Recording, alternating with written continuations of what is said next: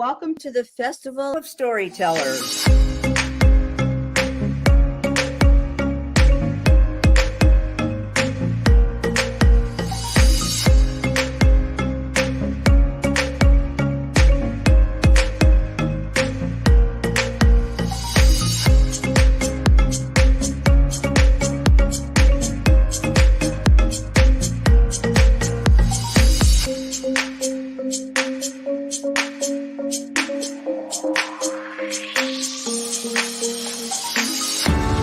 I can't tell you how excited I am to be on right now. It's been a couple of weeks of excitement, getting prepared, and I've done a lot of things in my life, but this has got to be close to the top. Thank you, and Reader's Magnet, and thank you, John, for putting this forth and taking the chance on us authors in presenting this out to the world. I've enjoyed this immensely, Joanne. Ellie, so have I. Thank you for who you are, and thank you, Reader's Magnet. You all are beautiful, and you've worked so very hard, and we are blessed. We are. I thank everybody that's involved with this process, because we know writers need readers and writers need publishers. We thank Reader's Magnet and everybody that's involved. I love Reader's Magnet. They say, we share your stories with the world.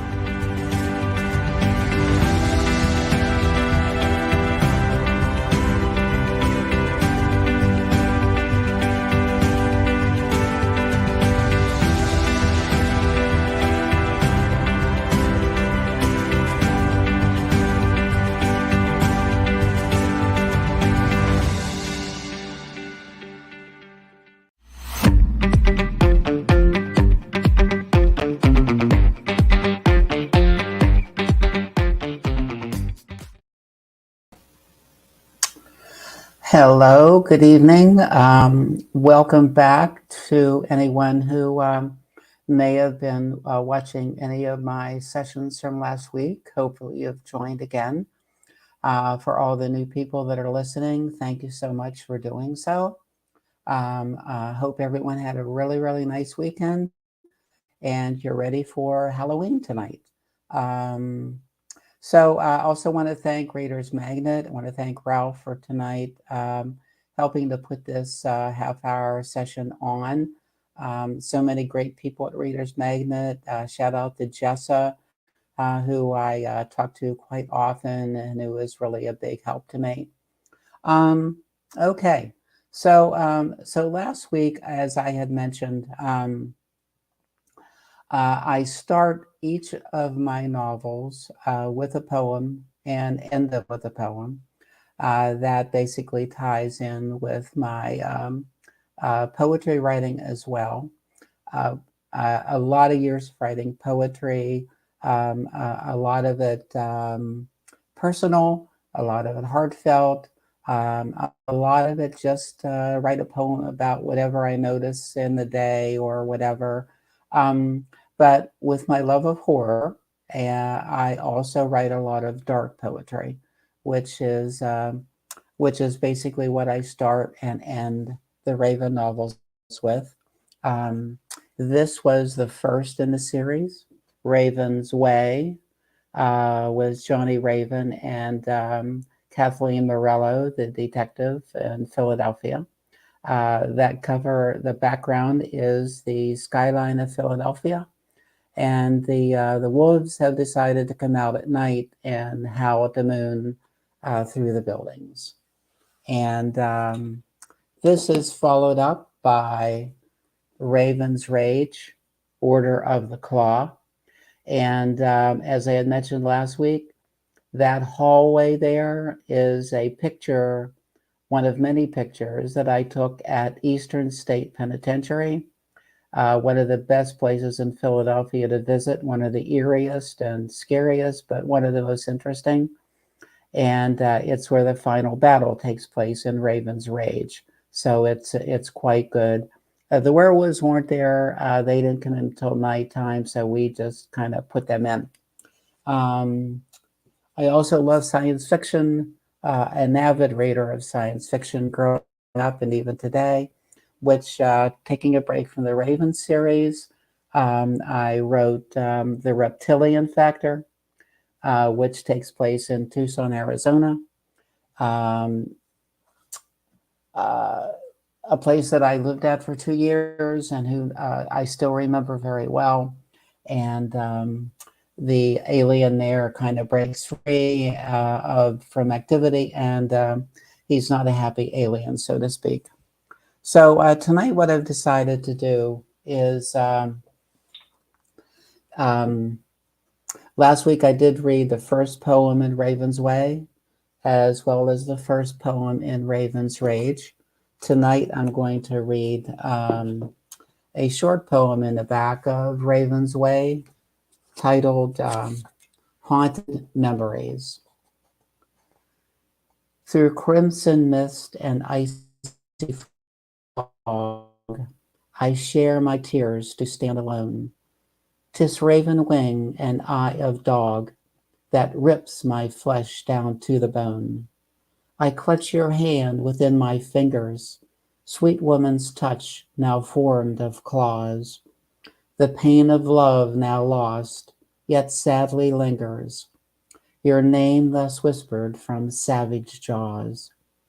This human skin now gladly shed is cast aside like haunted memories, your throat exposed as once you bled through frightful screams and tortured pleas.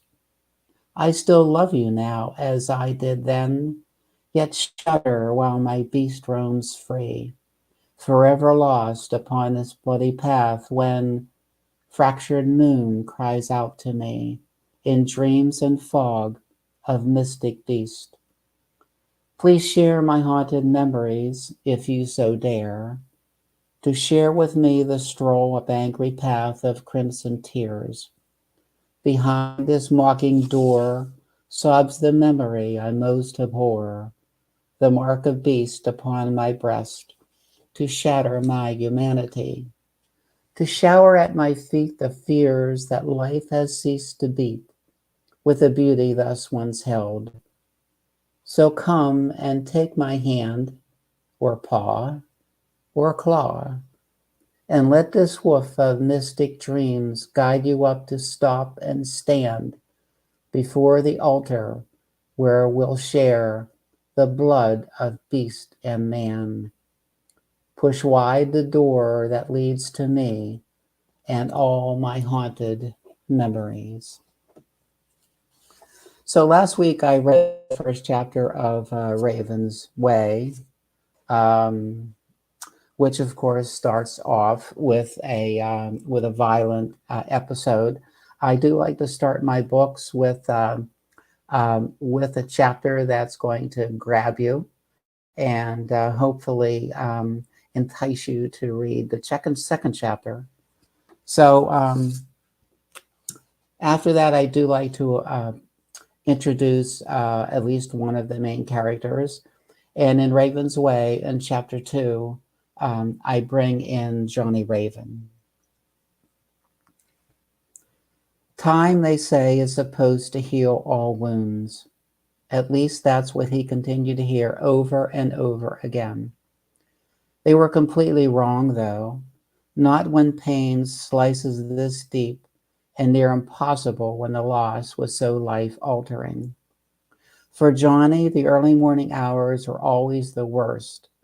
It had been their special time, that graceful part of day when the magic of night waltzes romantically into early dawn, when he and his mate Samantha could feel and hear the forest come alive from nighttime slumber.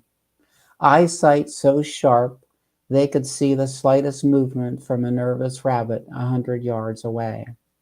A sense of smell so acute they could be warned of danger or detect a dead carcass from several miles. Hearing so adept, a male deer could be heard scraping its antlers against a rough tree under the rising moon, sexual urges driving the buck crazy in his desire for a doe in sweet estrus. The autumnal movement of deer had always been their favorite time to hunt, more meat than they could ever hope to consume, a veritable feast to be savored. Hours ago, he had violently kicked off several warm blankets from the bed, his own body heat driving him crazy. Reaching out, he let his arm fall across Samantha's trim waist, pulling her to him. She aroused him like no female ever had, causing him to act like a young pup on the prowl for his first piece of tail. His father had told him, "Johnny, get it out of your system early, because when your mate finally appears like a vision, you'll be enraptured forever." The day he met Samantha at the spring gathering, he remembered instantly what his father had said. His heart was simply enslaved that very day by her beauty and a wild streak in her that captivated his desire. Johnny opened his eyes to gaze at her beautiful face and saw nothing but blood. He yelled and kicked savagely to pull away, suddenly tumbling to the floor. His heart was beating so loudly he could not hear the rain pounding against the window. Pulling himself up to his knees, he glanced at the bed. It was empty. He leaned against the mattress and put his hand gently on the frigid, barren sheets. He shut his eyes tightly and thought, just another friggin' nightmare. Would they ever mercifully stop, or at least would there come a day when he could come to grips with her being taken so violently from his life?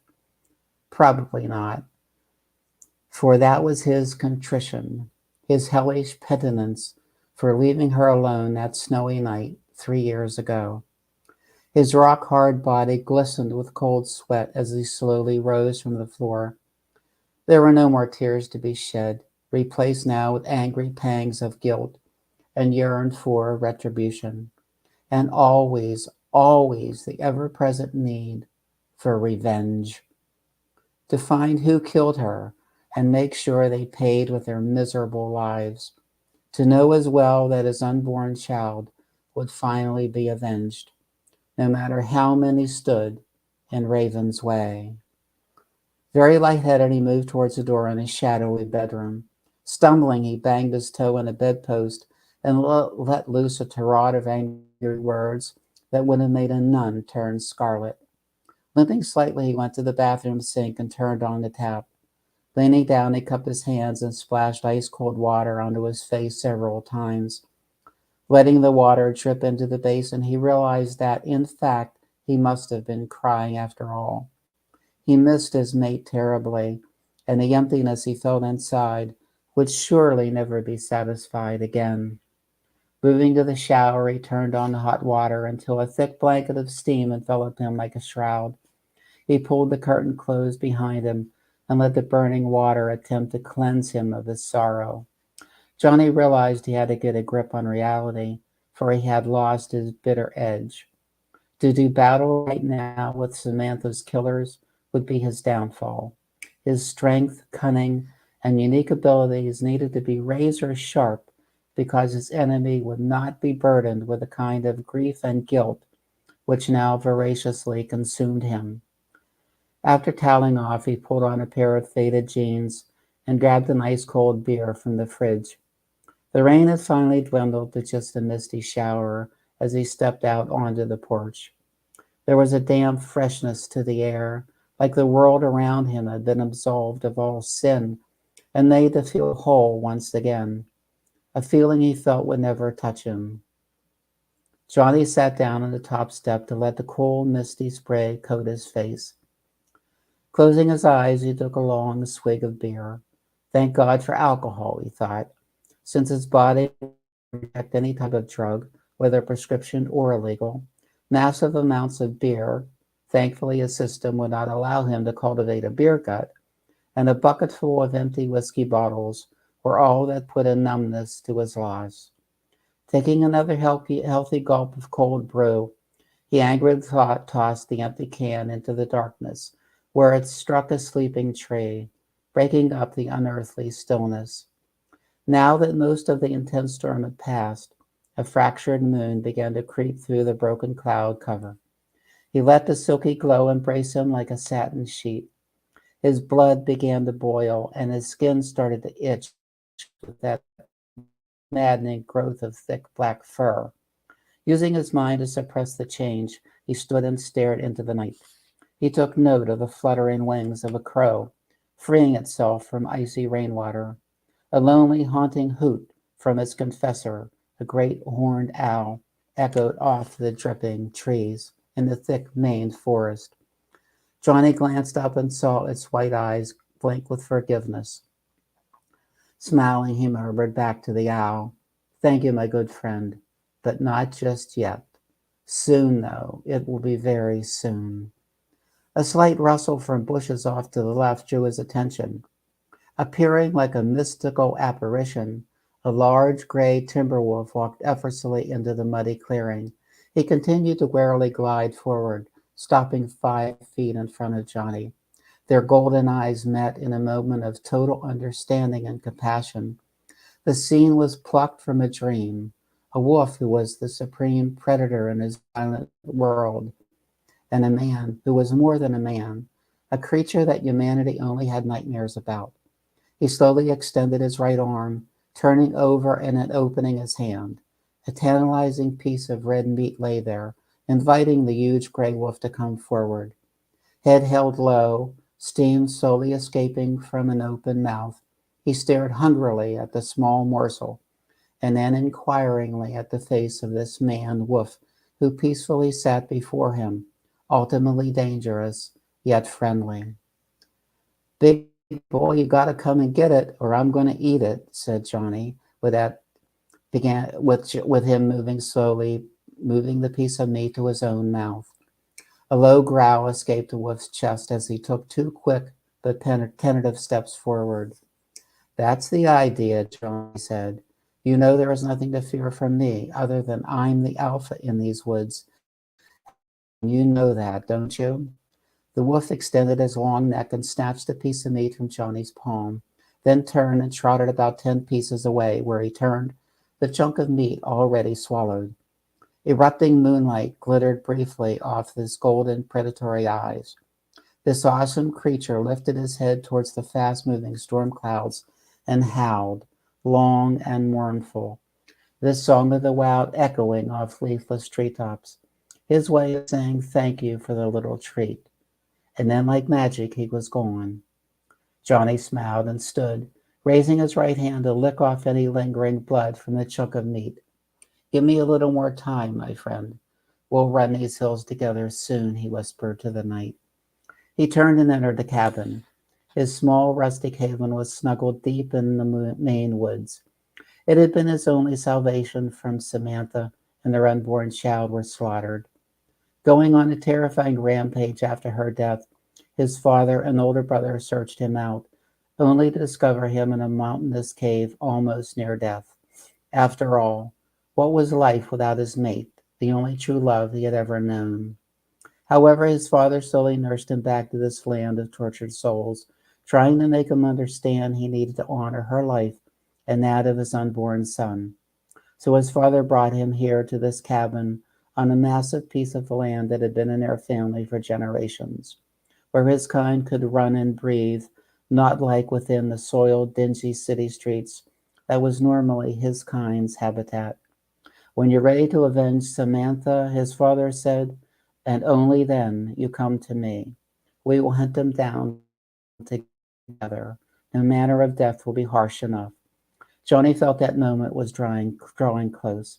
He filled a large, slightly chipped mug with strong, steaming black coffee and dropped his wiry body into the only chair he had in the living room, a large, overstuffed recliner where he ended up sleeping more often than not.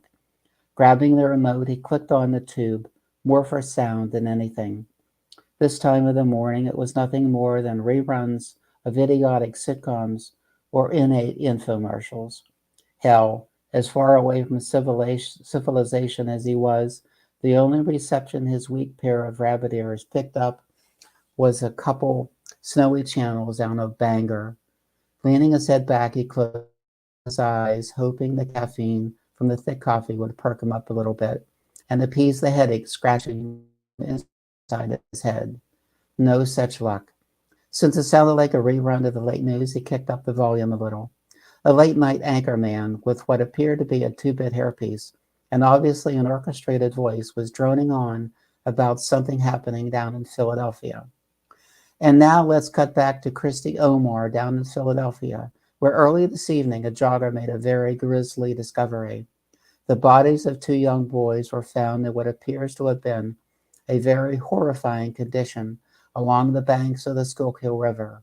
Christy, are you there? Yes, Dawn, I'm here, just outside the emergency room of Temple University Hospital, where the bodies of two young teenage boys were discovered by a jogger a little after 6 o'clock this evening. Obviously, the names of these two young men are being withheld at the moment until next of kin can all be notified. However, Dawn, I can tell you from a source inside the hospital that the condition of both bodies was extremely distressing.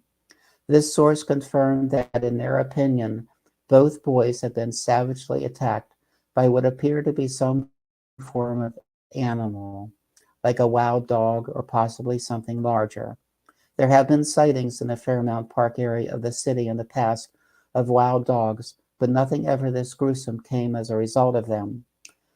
Dawn, just a second. It appears that something else is happening. There was a pause.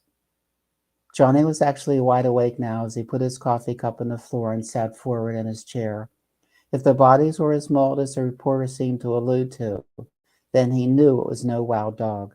He had actually been waiting to hear about such an incident, hoping that the killer or killers he so desperately sought would make a stupid mistake and lead him to them. Dawn, I'm back, and there seems to have been another major incident out along the Schuylkill not more than an hour ago. A large group of police officers were searching the banks of the river for whoever had attacked the two boys when they were attacked themselves.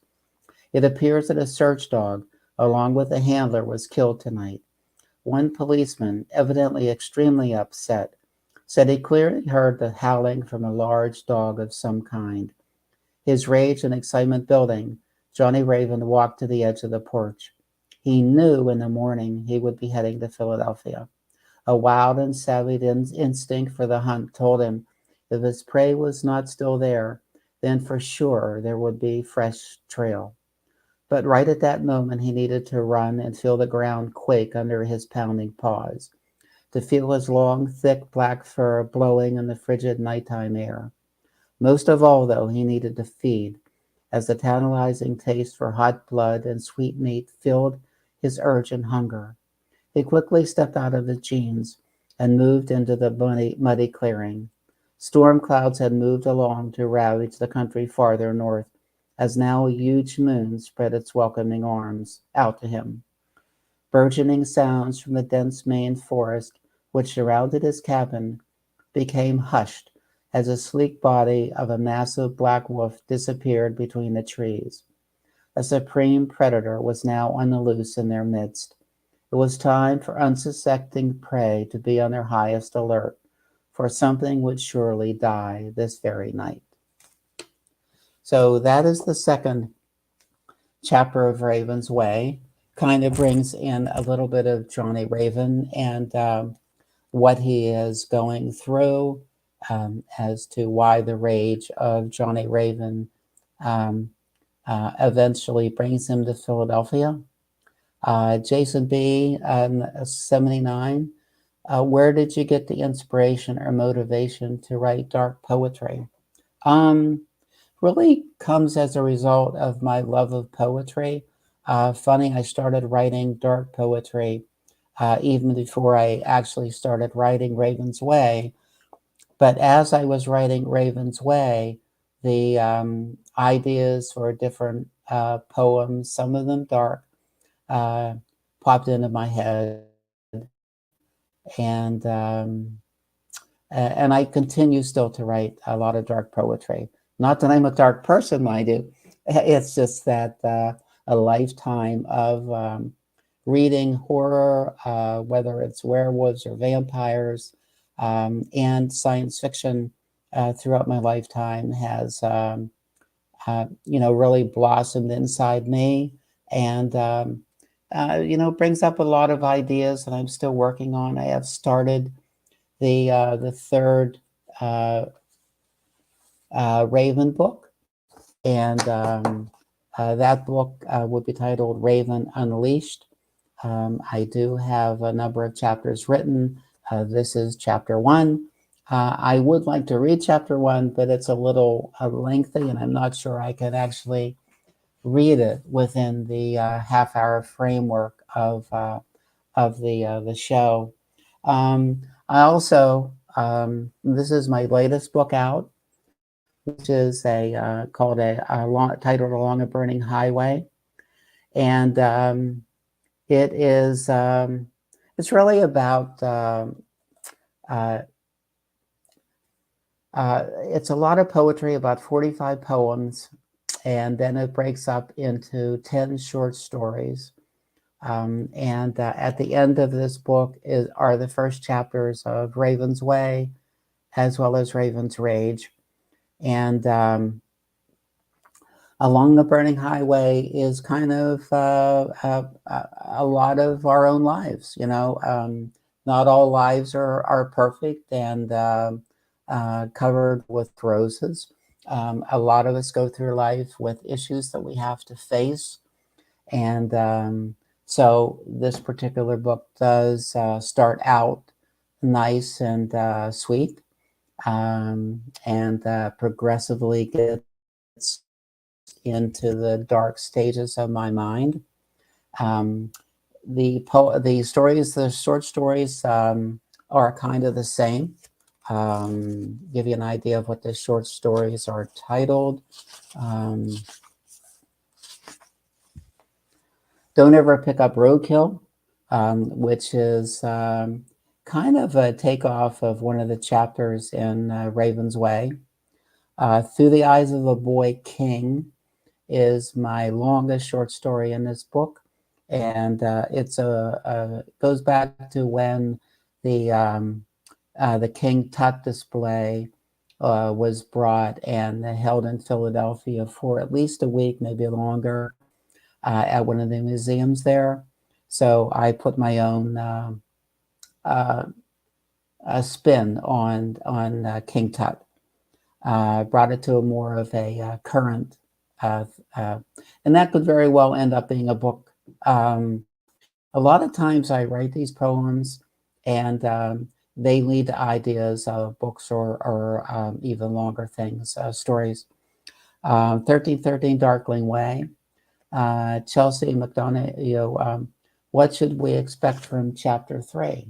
Well, let me take a look.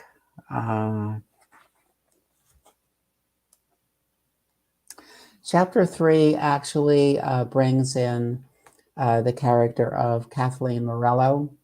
Chapter 1 was the murder and the police officers being attacked by this rogue monstrous werewolf that's on the prowl to kill. Chapter 3 brings both Kathleen Morello and her boss, Captain Nathan Gantz, back to the scene where there's a lot of police looking around for clues and everything. And so it really brings Kathleen Morello into focus. So the first 3 chapters of Raven's Way is a hard-hitting punch in the first chapter. Bring Johnny Raven in as chapter 2. Not a lot about him personally at this point. That will come a little later. But it does kind of give an idea to the reader why Johnny Raven is following these killers of his wife and unborn child. And then chapter 4,